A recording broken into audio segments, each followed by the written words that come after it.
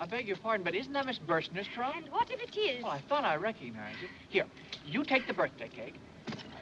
I've quite enough on my hands with this trunk. Well, yes, that's what I mean. Well, let me help you with it. Here, take No, it. thank you. Please. No, thank you. Well, at least let me call you a cab. Not everyone can afford taxi cabs, Mr. K. Oh, you know my name?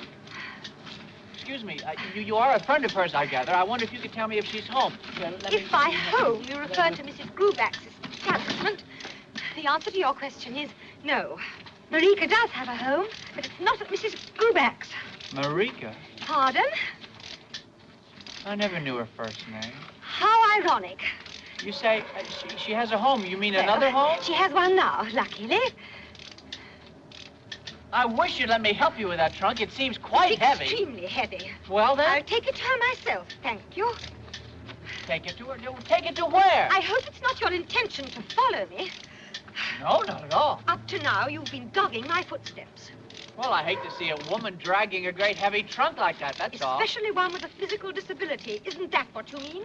Oh, not at all. Since you find the spectacle so unpleasant, Mr. K, why not spare your feelings and remove yourself from the cause of your distress?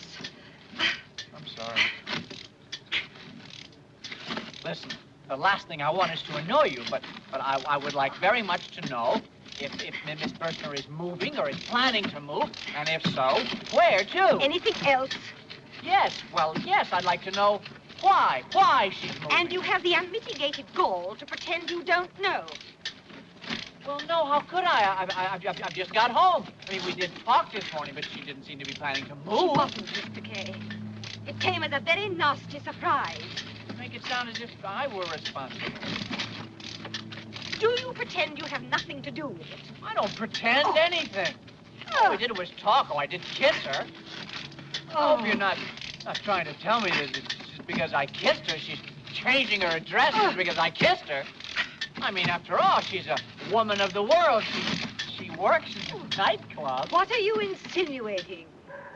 Well, nothing, but you'll have to admit she's a grown woman, not a minor. Somebody must have kissed her before.